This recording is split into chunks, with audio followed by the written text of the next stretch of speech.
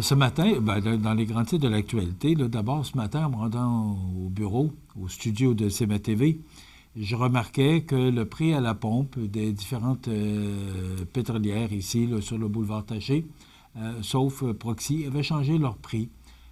Je suis un peu surpris de ça parce que hier, le prix à la pompe, là, le prix du baril, pardon, augmenté de 29 centièmes, là, rien pour s'énerver. Et la semaine dernière, je ne sais pas quelle journée, que le prix du pétrole, le prix du baril, avait perdu aux alentours de 2,45 $. Je suis un peu surpris, mais pas surpris aussi, parce qu'on est à quelques semaines du temps des fêtes, alors les gens vont voyager plus, donc voilà. Alors, on verra bien, là, mais j'ai l'impression que toutes les pétrolières vont emboîter le pas, parce que lorsqu'une commence, les autres suivent. Sauf que ce qui est surprenant un peu ce matin, c'est que les 3 pétrolières sur le boulevard Taché, parce que j'ai pas eu le temps d'aller voir la pétrolière Shell là, sur le chemin des Poiriers, mais les 3 pétrolières n'affichaient pas le même prix, ni l'une ni l'autre. C'est la compétition qui se fait aussi entre les pétrolières. Donc, histoire à suivre. Est-ce que tout le monde va emboîter le pas? Est-ce que ça va revenir en arrière? Mais normalement, lorsqu'il y a des fêtes, là, que ce soit la Saint-Jean-Baptiste ou toutes les fêtes, les grosses fêtes qui occasionnent beaucoup de déplacements, mais normalement, on augmente les prix parce que c'est une belle opportunité pour les pétrolières. Est-ce qu'on peut leur en vouloir? Hein? On est dépendant de l'essence. On a tous des voitures, sauf que peut-être les gens qui ont une voiture électrique ce matin, ils ne se cassent pas la tête avec ça parce qu'ils ont tout simplement pu brancher leur voiture hier soir, puis ils regardent le prix à la pompe ce matin, puis affichent un petit sourire probablement en coin. Alors, voilà, on est dépendant des voitures encore à essence et il faut vivre avec ça. C'est le prix à payer pour avoir une voiture à essence. La fromagerie de l'Île aux Grues rayonne au World Cheese Awards 2025. Je veux saluer toute l'équipe. D'abord, M. Johan Gash, qui est le grand maître fromager de la fromagerie de l'Île aux Grues. C'est impressionnant de voir une fromagerie sur une île qui remporte là, des prix. Ça s'est passé à Berne, en Suisse. Le fromage La Bête à Séguin, c'est des marques de façon éclatante, en décrochant une médaille Super Gold. Écoutez, il y avait 107 fromages représentés sur 5200 produits en lice. On gagne le premier prix, on gagne la médaille Super Gold. Alors, il faut qu'il soit bon le fromage, parce que sur le nombre de fromages qu'il y a, d'aller chercher ce prix-là, mais pas seulement que celui-là. Le jury lui attribue également le titre de meilleur fromage canadien, toutes les catégories. Un exploit salué avec fierté par le maître fromager.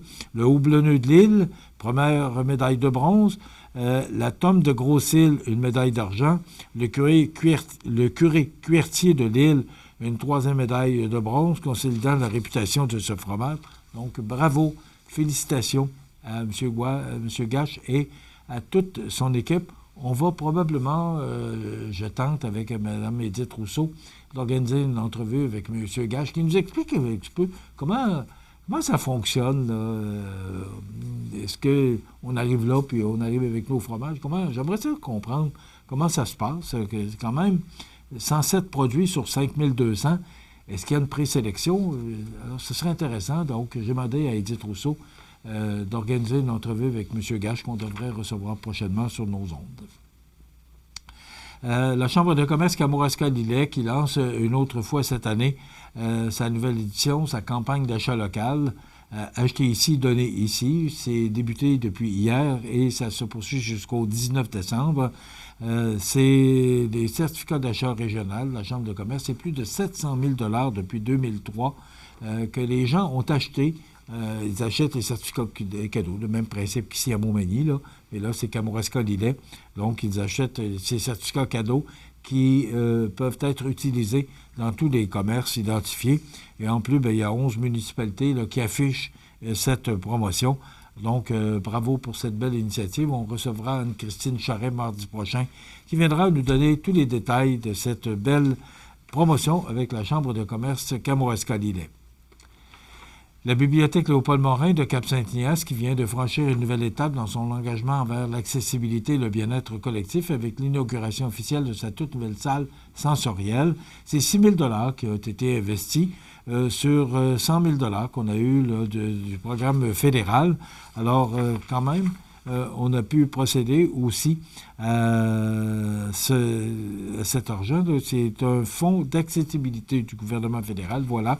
Donc, on a eu d'autres projets, entre autres, Mme Ginette Saillant, là, qui était responsable ou gestionnaire des projets, nous annonce qu'on a organisé ou monté ou travaillé à organiser une salle de bain adaptée à mobilité réduite et l'installation d'un monte-personnes à l'ancien presbytère, la mise aux normes de l'accès au centre culturel, en plus de l'ajout de portes automatiques à différents bâtiments municipaux, dont le parc Optimiste et le bureau municipal. Donc, ces argents qui ont servi là, à la salle sensorielle, mais aussi à toutes ces initiatives. Donc, bravo là, aux gens de Cap-Saint-Ignace.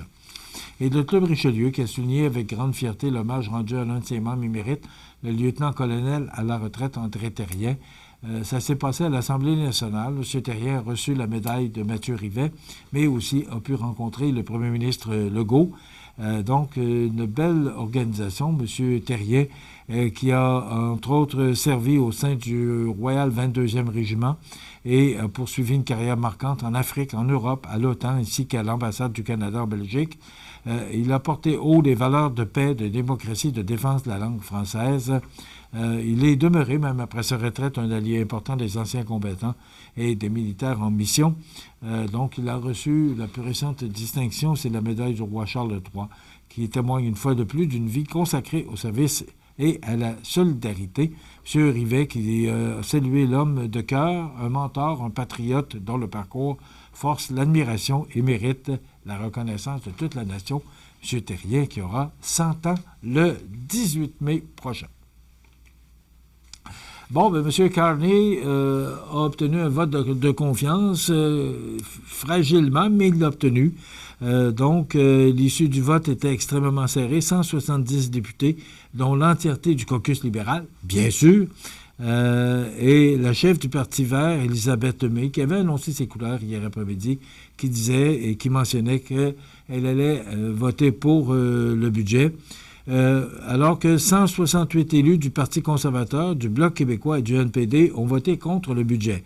Le tout s'est joué avec l'abstention d'une poignée de néo-démocrates.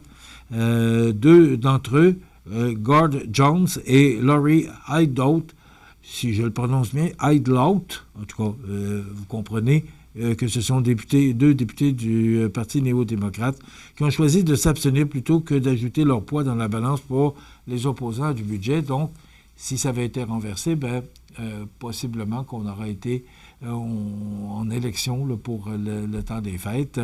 Mais je ne suis pas sûr que c'est ce que M. Carney voulait. Je pense pas. Mais surtout le NPD, qui n'a pas de chef actuellement.